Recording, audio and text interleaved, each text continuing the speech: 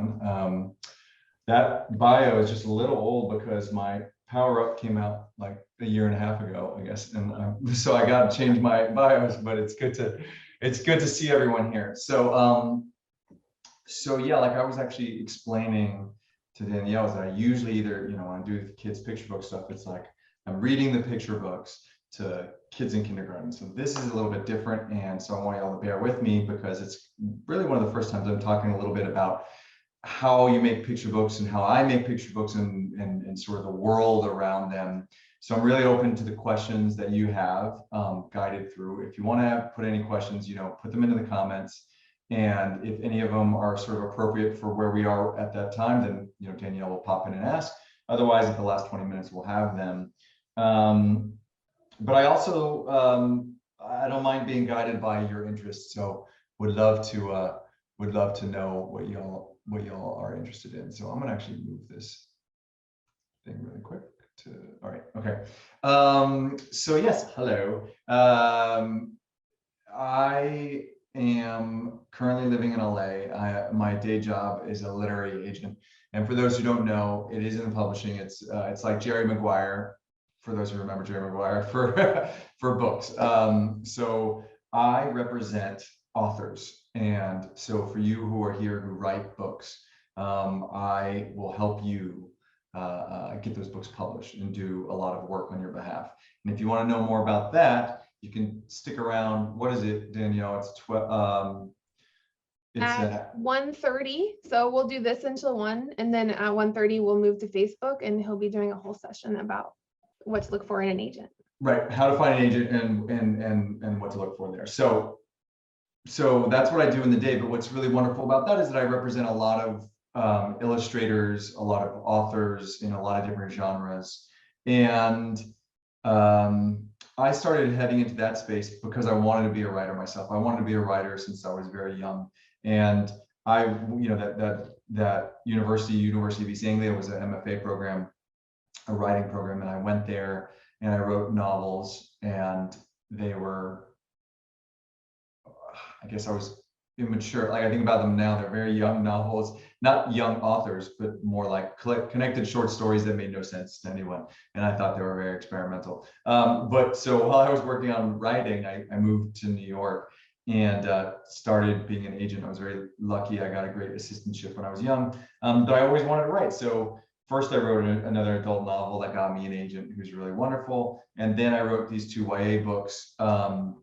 And that was it was a up and down experience. I didn't know if that's really what I want to do, is to write YA. I really love those books. You can still find them somewhere. The first one's called The Well's End. But one day, as my wife was pregnant, and I think a lot of things in the kids space come because of your relationship with your now and future kids, I realized that I'm going to be asked a lot of questions. And what started me writing picture books was sort of the idea that my kid would ask me how many stars there are in the sky. One of the clients that I represent is a guy named Randall Monroe. He has a website called XKCD. It is a very big and popular webcomic, science-oriented thing, and he has some books out that have done really well, most notably one called What If. And I asked him what was the answer to that question. And his answer was 100 billion trillion is about what's right. And I thought that was basically poetry. I loved that answer. And I love the truth of it. That's the number. So once I had that, the book sort of wrote itself. And I think that one thing that happens with picture books, well, a lot of people say this about a lot of books. A lot of people have written books. Authors, as you know, like there's a mystique to being a writer. And I'm not trying to dispel that by saying it's a little bit harder than you might think, or there's the ups and downs that exist in there that you probably aren't prepared for, but I totally get it. I've always wanted to be a writer, but I never knew I wanted to do picture book writing. And I had repped a couple picture books, but not tons, so I wasn't an expert at the time, but I ended up writing 100 billion trillion stars. I'm sort of embarrassed to show it to my agent, because what happens as an agent is that a lot of my clients think, oh, I'll write a picture book, because picture books are short and they are easier. They are actually easier to write than a novel. Why? Because a novel is about 60 to 90,000 words minimum. and a picture book's about 500 words. And I guarantee you that, but the same deadline, about a year deadline usually. So it's much easier to write 500 words, even if it's poetry and you agonize over every single word. It's not easy to write a good one, right? But to actually produce one is a little bit easier. It's an easier hurdle. So a number of clients that I had worked with would sometimes give me picture books, and it just wasn't the medium that they were in. So I would have to be like, let's stick to this thing that you are known for. And sometimes we do it. Sometimes we do it. Like I represent an author named Kate Beaton. She's really wonderful. She ended up writing a picture book called Princess and the Pony. And I'm also happy to share that that's going to be on Apple TV in about a year, which is really exciting. So that worked out just fine for Kate. And she was one of the ones who I had published or worked with to that point. So I was sort of embarrassed to show 100 billion trillion stars to my agent. And he doesn't do too many picture books either, but he read it and he said to me, I don't do too many picture books, but I love this. Let's give it a try. And one thing led to another, and I ended up getting a 3-book deal out of that with a company called Green Willow, which is an imprint of HarperCollins, like a small part of HarperCollins, a bigger company. And now at this point, I have 6 picture books under contract. 3 have been out, 3 more coming. And that's what's crazy about the picture book world, as one of the many asides I'm going to be giving in this talk, is that as the writer, I'm not an illustrator, I'll talk about that in a second, but as a writer, you write your picture book, you turn it in, then they have to give you some edits and whatnot, but then the illustrator needs to do it, and then it needs to have a time to germinate in the company and come out. So I have been done with things that won't come out for 2.5 years, and it is super annoying. That's why I actually think in the picture book space, you see a lot of people doing a lot of things. Sometimes they just do a lot of books. Sometimes they work with a lot of different illustrators. And sometimes they do things like, you know, not everyone's Mo Willems, but like if you notice, Mo Willems has picture books of a lot of different natures, but he also has like his Piggy and Elephant series. That's different. It's a different thing, and he's done tons of them. And those are the kind of things he could just bang, bang, bang, bang, bang, and continue to publish them at a pretty rapid schedule in order to make that work. So if you're writing picture books, as FYI, there's a lot of downtime in the middle of them.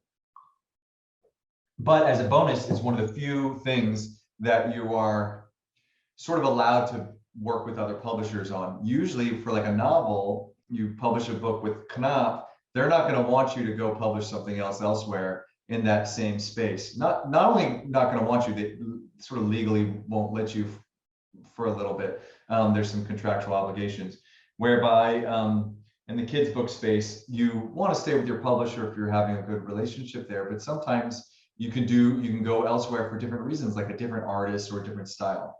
And that happened to me, so we'll talk a little bit about that. So that's 10 minutes of me talking about how I got started into the space. But I want to show you guys some literally, you know, how I wrote, what it looks like. There are rules around picture books. Picture books are weird. There's a good and bad things to picture book world. One, the real good thing is that there are some like guidelines that will be really helpful for you to writing. And the bad news is that there are guidelines that you have to be stuck in. Picture books is really old school, and they do a lot of weird things. If you're not an illustrator and you're just a writer, or you're a writer illustrator is a little bit different. That's the best. You want to be that. That's the easiest thing. But if you're a writer and you have to deal with an illustrator, there's like all sorts of crazy things. Like for instance, the publisher doesn't let you approve. They'll give you strong consultation, but they don't literally let you approve the illustrator attached to your own book. They often don't let you talk to that person. You can only go through the editor, which I think is insane. It's really an old school way of thinking, and they do it's a lot of a different kind of attitude than traditional publishing. I think in a lot of ways it's really behind, and you'll see that a lot of the books that I like to do are books that push on, or my fiction rather, are books that push on sort of the boundaries and try to do certain things there. So let's get into the books. I'll show you my books. I'll show you what they look like, and then we're going to go over some scripts of mine But before we dive in, is there any questions that have popped up related to the stuff that I've talked about so far? You don't have to have any, just wondering if anything's popped up. 3, 2, 1. Okay, now mind you, I'm not looking at the chats, so if there's things that have gone in there, I have no idea. I'm looking at myself. I don't know why. It's just what makes myself do better in these things. Okay, so I'll go over my books first, and then I'm going to show you them physically, and then I'll show you the scripts and see where they come from. So here's my first book. This is actually a paperback version. You might not know, but most picture books are published in the hardcover version, and so was mine. If they do well, they can go into a paperback version because it's a lower price point, and that can get into a lot more places like book fairs, like Scholastic book fairs, for instance, which aren't a guaranteed pickup. And if Scholastic is great, when they pick it up, you get a lot less money, but you get a buy that is a guaranteed buy, and it's a very large number. You also see board books, which are those cardboardy, smaller books. Those are very rarely is probably the wrong word. Less often, books originally put into the board book scenario. Sometimes it's the correct move, or it's specifically aimed for the younger kids. But most of the time, books that you know of actually have been adapted from picture books that have been brought down for kids. So there's a few different formats. So this is the paperback version because I'm running out of my hardcovers. But this is what it looks like. It doesn't have the end papers. It has a little bit more, promotion. And here's this is the first one. It's about really big numbers. It did win awards. It did well. It's been an interesting thing. So I'm going to open up a little bit about how certain things run, because this one allowed me to do a lot of other stuff, but then a couple of my others haven't done nearly as well. And it's partially, I think, COVID, and partially because this one had something to it. And it forced me to do some pivoting in future books, which I'm excited about. And I think that's something that's important to know, is when you write books, some books will do well, some won't, and some, when those don't, then they make you do other things. And sometimes that can be good, and sometimes that can be bad. So publishing is very fluid, and you have to be able to move around and not like always look into series forever. So here's the first book. The second book, a follow-up, same artist. Oh, that's what I meant to say. So the artist is Isabel Greenberg. Isabel Greenberg, full disclosure, is currently a client of mine. She was not a client of mine, but I knew her and had done some work with her at the time that we started working. And she ended up leaving her agent and coming to me. It was very, but the point is that we knew each other a little bit beforehand, and she was attached to the project. So that's a question that I get a lot. Do you find the artist beforehand? And as an agent, if I'm honest, my ideal scenario is to have an artist attached beforehand. However, I believe that that artist has to be good. Okay, that's one thing. A lot of people show up with an artist who's not good. That, like a friend, or even they sometimes pay some money. You don't settle. Like, don't bring an artist that's not good to the table. And that's a hard challenge, especially say no to family or friends who want to illustrate and help you out. And if your own art, if you're doing the art, you have to ask yourself, like, is this the art that is correct for this book? Are you being a value add? I like to have art attached because here's the way it goes. Say I send out a book as an agent to 15 different editors to see if one of them want to buy it. Hopefully a lot of them want to buy it. Some of them are going to pass because they don't like the writing for some reason. Someone always passes because of that. Rejection is part of publishing. Some of them will pass because they don't like the art. But the ones that like the art and the ones that like the writing will have a much better understanding of what the book is going to be, a much better visualization. And humans, I think, are visual animals. So I think they'll be more enthusiastic about the book than they would have been just on a script. That said, if you just sell a script, which is totally fine, what they'll do is they'll then try and pair up an artist with you. And they can potentially pair up a very big artist if they want to, I guess, and if that artist is available. So there's some upside to that that's there. But it's a little bit different. I can't draw at all. I've always wanted to, can't do it. So Isabel and I wrote these nonfiction STEM books that are good for teaching kids about things. So this one won the math prize. It's about big numbers in math. The second one is Power Up, is about energy in your body and how you make it, how you use it, and how you need to treat your body. So it's everything from like, let me show you here. It's heavily fact-based. That's what I like to do. I like to do fun, like interesting facts. The third one, I live near the ocean now, and this is still in the hardcover. I love this one. It's called The Ocean in Your Bathtub. It's about how the ocean affects you no matter where you are. And as was mentioned by Danielle, I'm from Midland, Texas. There's no water anywhere near me. So for me, growing up, realizing that my kid is growing up near the ocean is going to have a totally different life.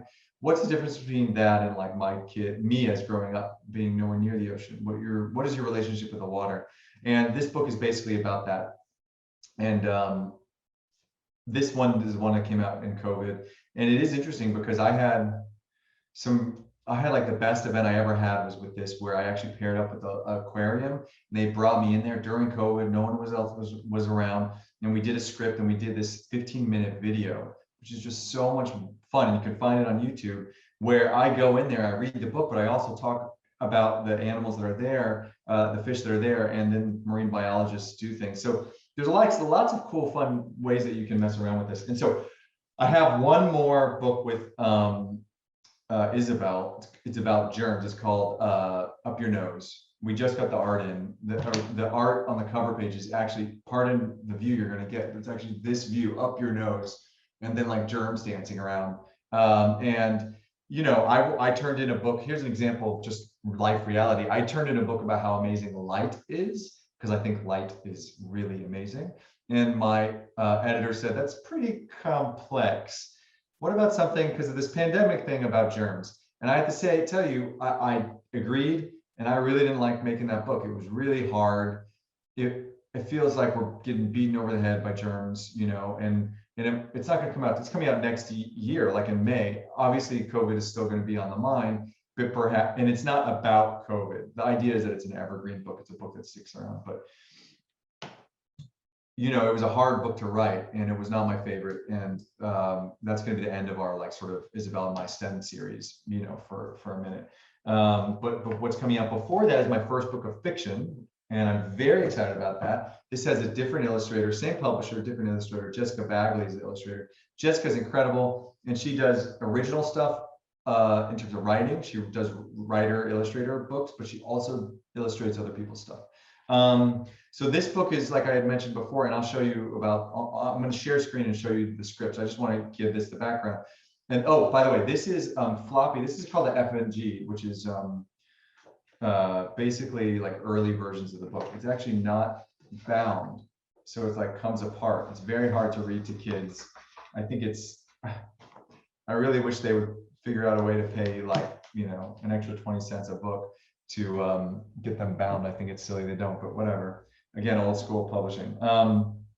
But this book is a book about a kid who wakes up before he's, you know, parents are like, don't bother us till it's 7 o'clock in the morning, which is what we try to do with our kids, and it doesn't really work. But the kid has to decide what they want to do for the day. And it chooses 4 different narrative threads, and you can see the art, you see these different colors. Those are different narrative threads, and it follows, and look how amazing she did. She did all these different colors and different runs, and you follow a different story that the kid does throughout the day, and then it comes back together at the end. So this comes out actually very soon. It comes out in November. I'm really excited about it. For the librarians on the call, I have something with Betsy Bird soon, and John Shu, you know, announce it. So this is my first fiction. And I'm really excited and proud about it, but it was a very hard thing to write, which is interesting, and I'll show you why. And then finally, my next book is going to come out next fall, is also fiction, and I'll be showing you about that. And that's with a new publisher called Penguin Workshop, which is part of Penguin Random House. And I've had a whole different experience there. So it's interesting. You have different publishers, different things. I'm much more hands-on there. And that book is about me being a bad drawer, and I pitched it as I would draw the book badly, because I'm bad. And it's a very interesting process. And I'll tell you about that when I go into the book. So now we're 10:20. Any questions that we have so far? Anyone? Nope. You don't have to have any, just curious. We'll get to the question part at the end. Okay, no questions. So now I'm going to show you what it's like to do a picture book, how you're supposed to draw it. I mean, sorry, illustrate it and write it, and then how I literally did it. Hopefully this is helpful for you guys. Okay, so I'm going to move to share screen, and let's actually.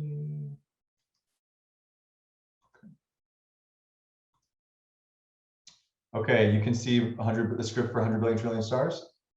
Yeah, okay, great. But we're actually not going to start there. I got to move my cursor over. We're going to start here. So this is a basic template. You can find this online. Type in picture book template. And even if you're not an illustrator, it's very helpful to have this.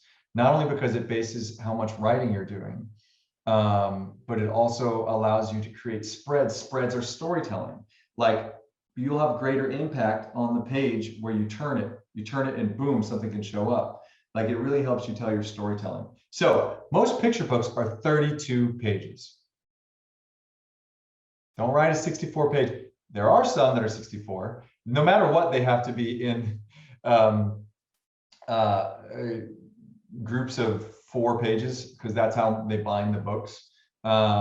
So there's 32 and 36 pages are sort of the most common. 32 is 100% more common than, it's like way more common than 36 for 36 pages. But sometimes I have a couple 36 pages because it's just, we need a little bit more stuff, and they'll pop that in, but you're not going to get above that really. Sometimes you get a 40, sure, but very rarely. And then sometimes you get a double up to 64, but most of the time it's 32 pages, and you should base your stuff on 32 pages.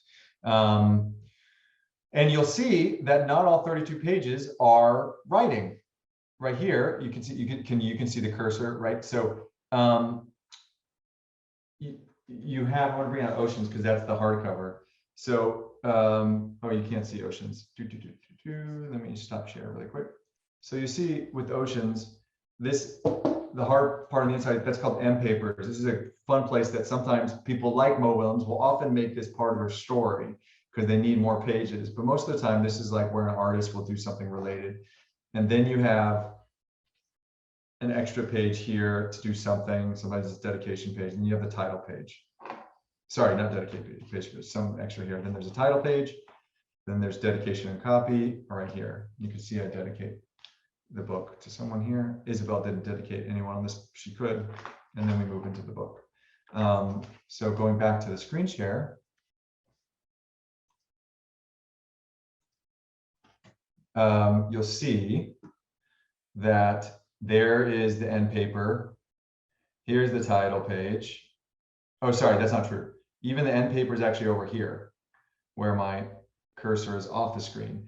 Then there's that extra page where that fishbowl was, then the title page, then the dedication page. So you're not even starting to write till page 4. So when I write, I almost, oh, by the way, I'm really bad at this. I almost always get it wrong, and my editor has to reshuffle and be like, you have extra pages here, you have the cut, which is dumb of me. I don't know why, but oftentimes I start on the wrong side. But it is helpful if you do it like this. And if you're an illustrator, a lot of times you literally thumbnail these things, which means that you draw a little bit into these. Now, I would show you some of my clients, but I can't really because we're recording this.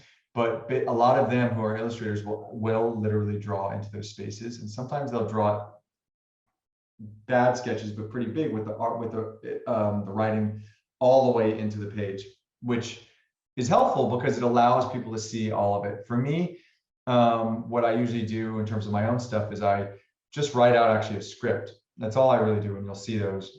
And then I get sample art or mood boards or whatnot. So, but still, this is important. You can see I'm scrolling down. It goes down to page 32, and then it ends. And then you have after that 2 pages, which are your end papers, which again are not for writing really. So this is, this is what it looks like, and you should definitely look this stuff up. Think about, and then you can think about like how you're writing, like what it means. Does it mean that you need to be writing tons of stuff? No, on every page. There's going to be pages with nothing on it. Maybe there's pages with 1 line on it, 1 word on it, pages with lots of words on it, pages with no pictures. Think of BJ Novak's The Book with No Pictures. Think about Where the Wild Things Are, one of the most famous picture books of all time. It's literally a work of art, though. I want you to take that as homework and go look at it and look at some of the things. Like, for instance, one of the things that I'm looking at myself, I realize you can't see me. One of the things that he does is he has some pages, a number of pages where the lines, okay, you can see the art's on top, and then there's writing on the bottom in white, which is pretty fascinating. And then he will do things where, just like a poem, you know, where you think a line is over, but it actually goes on to the next page. A lot of times he does that. You know, and the world is, you know, and over a year, and through the sea. I can't believe I can't memorize it. I should have it memorized. But you turn the page, you're like, oh, he's still telling you stuff. And then there's three full spreads down in the middle where the wild rumpus begins, and everyone and you see no words, and you just have the animals doing things. Now, if you're writing, it's really hard. If you're, and you don't have an artist attached, you're not a writer illustrator, it's really hard to be like, okay, this is a page that I'm not going to do any writing on, and here's for the artist to do. You're sort of letting that go, but it could be very useful for you. And it's I think it's very interesting to think about. In other words, what I'm basically saying is go read picture books now with a different eye, and look to how they're writing and putting things down. Old stuff like McCloskey's, like, you know, Make Way for Ducklings or whatever, that's so much text. No one's letting you do that anymore. I think it's a bit of a shame, but, you know, basically that's about a trend. What's another trend? Rhyming is out. Now, it doesn't mean that, like, you know, Iggy Peck, architect, or, you know, Rosie Revere, engineer, aren't exceptions to rules. There's plenty of rhyming that exists, but there are definitely editors who will pass on your book just because of rhyming. And think about poetry in general. When you learn about poetry, you learn rhyming is basic. And then you learn, you know, don't rhyme. And then you read the things that don't rhyme. You're like, cool. And then you learn, so the best rhyming is actually, I mean, some of the best poetry is rhyming. It's just good rhyming. And that's sort of what I'm trying to tell you. If you're going to rhyme, like, if it's just AABB, it better be good AABB. Like, do something interesting. Like, I have a book called, it's not out yet. It's in a book I sold like 2 months ago. It's going to be called Black Girls. And it's rhyming, but it's filled with a lot of interesting, different near rhyme, random internal rhyme. It's not rap, but it's the closest thing you can come in some ways to, like, thinking about being really creative with how it goes. And it allows you, basically, it lets you, pushes you out of the rhythm. And so sometimes when you're reading to your kid, of course you want to read the rhyme stuff. And it doesn't mean some of those books don't do really well. But I think it's more important to do something that's interesting. To your audience, which are your parents, and to keep them there. Think about Dr. Seuss. Like, Dr. Seuss would never work now, and rightfully so. Why? Because he just makes up rhymes. Like, he just makes up words. The doobla bebopala later. You know, that's how he makes up the rhymes. He's not a good rhymer. He literally just makes up stuff to fit into his rhyme scheme. He's a good storyteller. That's what he is, and a good artist. Okay, so that's your base template. And let me show you, now I'm going to show you some scripts. I'm going to get in there and show you my scripts so you can see what it looks like. Sorry, taking a drink of water, and how I do things. Okay. Start with 100 billion. So 100 billion trillion stars. This is like what I pitched. Mind you, there was some art attached to it, but you can see the way I did it, and this is, I do it a little bit differently now, but this is like my first one, right? Is that I would say, you know, page 1 and 2. It's not page 1 and 2, if you recall. It's actually, now when I do it, I would say page 4 and 5. So I'm at the right place. This is literally my first one. So again, you could sell things off of a lack of experience, but you might want to change things a little bit to fit that which really works. And it would be interesting to see, now that I haven't really done this. Excuse me. I think this is actually the final. I don't think this is the final. I think this is what I turned in.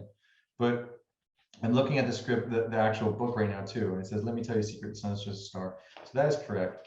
But there's interesting thing, like you can notice, like the sun, I capitalized it. Well, it's lowercase in the book, you know. And I use these really big numbers, and parents don't know how to say that. No one knows how to say what these numbers are. This is 100 billion trillion because that's the thing. But if you look down to here, that is 370 billion.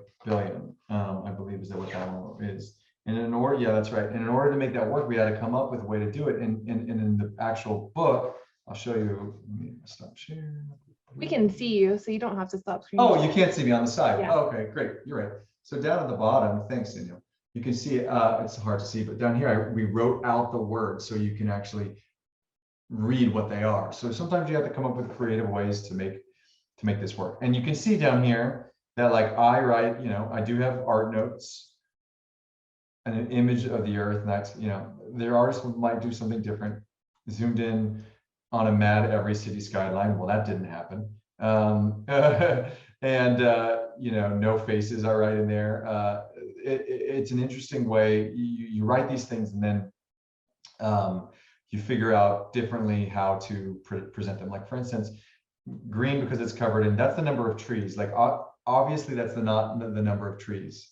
Like there's no way that that's there. So all the numbers in this book have zeros on them because like scientifically that's a way of acknowledging that we don't actually know the exact number. And that's one of the things I teach. So the way you write and the way you present is also one of the, about your lessons and how you present to the people, to your readers. So, and so like one of the big pages that ends up being in all my books with Isabel, like page 1920, a big full page spread with a wide vista and tons of nature. Tons of numbers are on this page, small annotations pointing to different landmarks and fun facts. So I put that in there here and then sold this. From that point on, I had to write out then I ended up later having to write what those facts are, right? I had to do that research. I can't just let the illustrator do that. So in future books, when I got to that spread, I would write out, and you'll see, I write out what those things are. And that was annoying, but it's what you have to do. So, so this is like an example of the, a first draft. And I did it with 26 because basically it sort of runs out to 26 pages of text. So that's why I did 1 to 26 as opposed to 4 to 32, or 4 to 30. So that's 100 billion trillion stars. So then we'll move over to germs, which is me being a little bit more experienced doing, again, another STEM book. This is the one that's not out yet. I call it germs. As you can see, it's up your nose. And you can see paste down and papers. Look, I'm growing up. I'm doing it right. Copyright dedication. And then actually we're pushing here to 7. Drop sharing, maybe the 3-second rule, weird rules. So this is me giving myself still notes, Have you ever been told there's something in your parents that you just didn't understand? Sneeze into your elbow, cover your mouth when you cough. If one thing drops on the floor, you only have 3 seconds to pick it up and eat it. Don't eat your boogers, take a bath, stop kissing the dogs. Why are they so demanding? And you can see, look, I just have 7, I have 8, 9, 10, much different, like less formal, I think you should make things look pretty, but at this point in time, I didn't need it. My editor didn't need it. It's a little bit different. Meet the gain, art, bacteria, virus, fungi, protozoa. That is way early. In fact, turns out there's 5 major germs, helminths as well. So I had to create a whole nother germ in here, which really threw off my my writing. But this is an early version of this, and you can see before edits. Look at how much writing there is. Huge problem with this book is there's too much writing. I had to do so many cuts, because there's just so much information, and I didn't like writing it, and it was a little booksy, and I think it's really important again for you to hear me like the negatives of this stuff too. So I have my notes, my art notes in here. Maybe a stop hitting yourself fighting image. Things like this. Be careful. Only sometimes mushrooms are edible. Stuff like that. And then here's an example. Here is a page with a lot of stuff, a page with a roadmap around the house and fun facts of where you can find germs. So then I had to research, like this stuff. And you can see my editor says as one of the notes, kids won't have phones of their own. So maybe their parents' phones. That's like a kind of edit that might exist in there. And then further down, other things where you have medicine, antibiotics, vaccines, like all this stuff is so much stuff put onto the page. You can see the problem that my editor was like, oh my gosh. So this is basically draft 2. Once we took it and we shaped it a little bit and we got into format, and then we cut. And even with the last draft that came my way with the art, which I think I can find for you. We still had to cut because it just was just too much. We figured out all the things that didn't matter, that the art was able to help me not have to explain as much. So that's that. And then much different is Bad Drawer. Bad Drawer, like I said, is about 4 narrative threads. So you can see, oh wait, Bad Drawer is not that. Oh man, I wanted to show up when I woke. All right, well, one of the things about When I Wake Up, which I think is interesting, is that I had to write 4 stories. So the first 2 spreads were like one-liners or whatnot. But then from that point on, every page I had to have an A, B, C, and D thread. And so I wrote those. So then I wrote out A, B, C, page 6 and 7, A, B, C, D. Page 8 and 9, A, B, C, D. And then I would write each individual line. And I usually wrote them straight through. And then each one of those things, and then came back, I did A, and I came back and did B, and then C, and moved them around. So you can do a lot of different things. That was complicated, but you can do different things. So for Bad Drawer, you can see here, like I'm drawing, and still this is, a more recent one, but what happens in this is actually further along. This is after it's been well edited. It's the final one. I do actually move down, and you'll see I bring in other artists. And then other artists do spot illustrations in there, which will be pretty fun. And they all come together. But basically, the reason why I wrote this book is because I was annoyed that I don't get to illustrate my own books. So there's a lot of different reasons why you can illustrate your own books and do your own stuff. So this is me babbling, but just showing you sort of like what it's about. I want to be able to answer any questions you have. I'm sorry, I'm scrolling so fast. I would love to show you some of the art too. So let me see if I can stop sharing really quick so you don't see my emails, and pull up really quick When I